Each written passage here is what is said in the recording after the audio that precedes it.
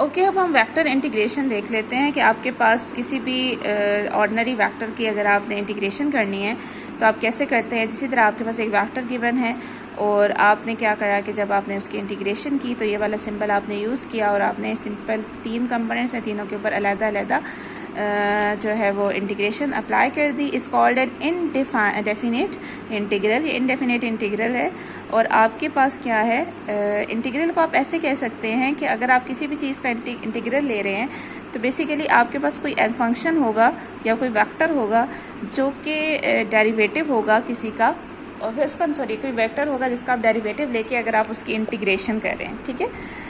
तो आपके पास डेरिवेटिव और इंटीग्रेशन एक दूसरे से एक तरह से कैंसिल है। आप ये कह सकते हैं कि आर यू जो है वो लेट्स सपोज किसी भी वेक्टर का डेरिवेटिव के बराबर है और जब आप उसकी इंटीग्रेशन लेंगे तो वेक्टर और डेरिवेटिव इंटीग्रेशन और डेरिवेटिव कैंसिल हो जाएगा और आपके पास वो वेक्टर आ जाएगा, ठीक है। तो ये साथ सी आ गया। तो ये जो सी कांस्टेंट है ये कोई भी आर्बिट्रेरी कांस्टेंट होता है और ये यू पे डिपेंड नहीं करता।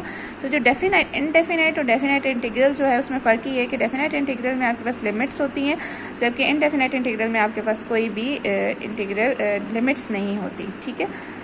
तो ये आपके पास सिंपल लाइन इंटीग्रल्स हैं जिसमें आप डॉट ले रहे हैं। ए अगर आपके पास एक वेक्टर गिवन है तो उसका आप डी आर के साथ जो है वो डॉट ले रहे हैं।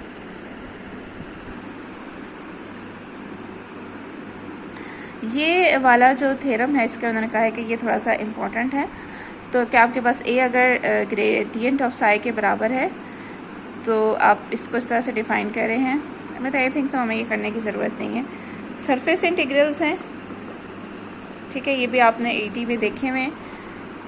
इसमें कुछ प्रॉब्लम सॉल्व किए हुए हैं। सॉल्व प्रॉब्लम ये आप इसे देख लें, इससे आपकी इंटीग्रेशन वाले कॉन्सेप्ट जो है वो रिवाइज हो जाएंगे।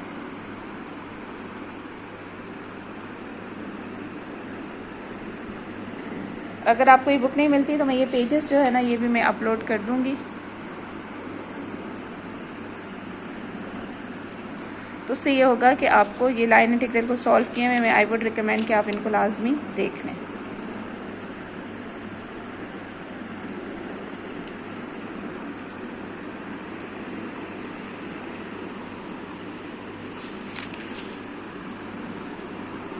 ये एक बड़ा इम्पॉर्टेंट जो है वो है प्रॉब्लम कि अगर आपके पास एफ़ जो फोर्स कोई भी एफ़ वगैरह कोई कंजर्वेटिव फील्ड को रिप्रेजेंट कर रहा है, आपको पता है कंजर्वेटिव फील्ड क्या होती है, जिसमें वर्क डन जो है वो इंडिपेंडेंट ऑफ पाथ होता है। तो आपके पास उसका जो कर्ल होगा वो ज़ीरो होगा।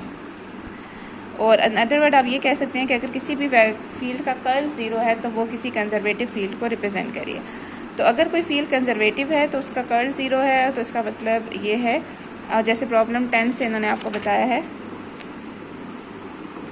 कि आपके पास अगर इन अदर वर्ड आप ये कह सकते हैं कि अगर आपके पास जो फील्ड है वो ग्रेडियंट ऑफ साई है, किसी भी स्केलर फंक्शन का ग्रेडियंट है, जैसे आपके पास कर्ल ऑफ ई ज़ीरो होता है तो ई जो है वो आपके पास होता है negative of the gradient of potential, तो क्या potential is a scalar field, ठीक है। तो बिल्कुल ऐसे ही अगर आपके पास कोई वेक्टर है जो कि ग्रेडियंट ऑफ सम स्केलर है तो इसका मतलब ये हुआ कि आपके पास, तो हम लोग क्या कहते हैं, देखिए ये सारी चीज़ें लिंक हैं। अगर आपके पास कर्ल ऑफ ई ज़ीरो होता है तो आपके पास ई होता है negative of the gradient of potential. और दूसरा पर्सपेक्टिव इसको देखने का ये है कि अगर आपके पास कर्ल ऑफ ई ज़ीरो है तो इसका मतलब है ई आपके पास एक कंजर्वेटिव फील्ड को रिप्रेजेंट कर रहा है, या अगर आपके पास जो है वो ई जो है वो माइनस ग्रेडियंट ऑफ पोटेंशियल के बराबर है तो इट्स मीन कि आपके पास जो है वर्क डन जो होगा उस फील्ड के अंदर वो आपके पास जो है इंडिपेंडेंट ऑफ पाथ होगा। तो इसको दो तरह से देते हैं। अगर आप एफ को ग्रेडियंट ऑफ वी के साई के बराबर लेंगे तो आप क्या कहेंगे कि आप कहेंगे कि अगर आप एफ के जो है वो एफ के साथ वर्क डन फाइंड करना चाहें, मतलब डिस्प्लेसमेंट के साथ डॉट लेके किसी एक पॉइंट से दूसरे पॉइंट तक, और एफ इसके बराबर है, और फिर आप ये सारी इंटीग्रेशन आप सॉल्व करेंगे तो आप देखेंगे कि ये इसके बराबर आएगा। इसका मतलब ये होगा कि ये सिर्फ इनिशियल एंड फाइनल पॉइंट के ऊपर डिपेंड कर रहा है, ये पाथ के ऊपर डिपेंड नहीं कर रहा। तो अगर एफ जो है आपके पास ये है और एफ डॉट डी आर जो है वो इंडिपेंडेंट है पाथ का, सिर्फ इनिशियल एंड फाइनल पॉइंट पे डिपेंड कर रहा है, तो इसका क्या मतलब होगा कि आपके पास जो है वो किसी स्केलर को रिप्रेजेंट कर रहा होगा। तो ये सारा प्रूफ आप इसको देख लें, यहाँ से आप जो चीज़ें अभी तक करते आए हैं